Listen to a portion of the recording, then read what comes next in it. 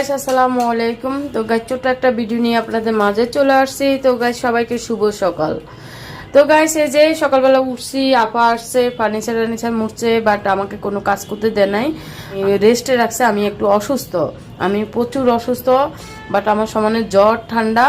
এই যে দেখেন এখানে ডিম দিয়ে আপনার এই যে ব্রেড দিয়ে ভিজে এভাবে দিচ্ছে, এই যে দেখছেন, মানে সবগুলাকে এভাবে দিচ্ছে। আসলে আমার কিছু খেতে ইচ্ছা করতেছে না, তো আপাকে বললাম, আপা বলতেছে ঠিক আছে আমি দাঁড়ান আপনাকে অন্যরকম করে দিচ্ছি।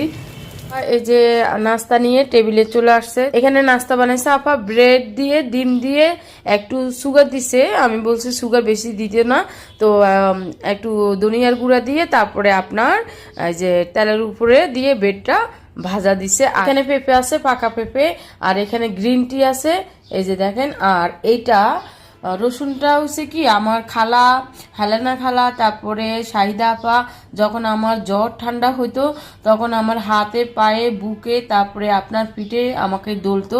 তো এটাকে আপা কি করছে, এটা গরম করে আইনা রাখছে, এই যে আমাকে এখন মানে মালিশ করবে উনি। ঠিক আছে, আমার এতদিন হয়ে গেছে কেন জ্বর ঠান্ডা ভালো হচ্ছে না। তো আমরা এখন নাস্তা করব, আপনারা দেখতে থাকেন। আমার আব্বার রুমে ঢুকে গেছে, আমার আব্বার ছবি দেখেন কত সুন্দর করে সাজাইছি রুমটাকে। এই যে পুরা ইয়েটা সাজাইছি। আরেকটা জিনিস সারপ্রাইজ, এই যে এটা আমার ছবি উপরে দিলাম, আর আমার বাবার রুম। আমি আসলে ওর ছবি আমার কাছে আর নাই, আমার যে মোবাইলটা হারাই গেছে, বাট সব ছবি আমার হারাই গেছে। এখন আমি আর কি করব, এখন এই ছবিটা আমার দিলাম। তারপরে এই যে দেখেন অনেক সুন্দর হয়েছে। আমি এখানে বাঁধাইছি আপনার ভাইয়ার আর আমার ছবি বাঁধাইছি। তারপরে আমার একটা এক্সট্রা ছবি বাঁধাইছি, এই যে আপনার ভাইয়ার আর আমার ছবি। সো আপনার ভাইয়া তো পড়ে না, তাই জন্য আবার আপনারা কিছু মনে করেন না।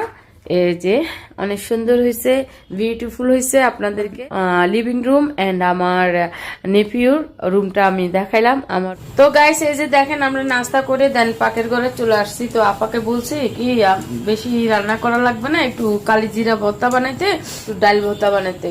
তো আপা তো কালি জিরা ভর্তা বানাইতে পারে কিনা আমি জানি না।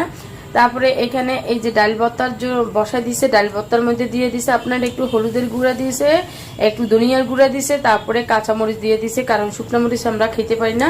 শুকনো মরিচ খাইলে আমার বুক জ্বালা পোড়া শুরু করে। তারপরে পেঁয়াজ আর গার্লি রসুন টেলে তারপরে এই ভর্তাটা বানাবে। অসুস্থ এর জন্য বেশি কিছু রান্না করবে না, ডাল ভর্তা করবে আর কালি জিরে ভর্তা খাইবে। এই বানাই দিব। আচ্ছা আপনাকে বানাইতে নেই, আপনাকে দেখাবো। ফাইনালি আমার কালি জিরা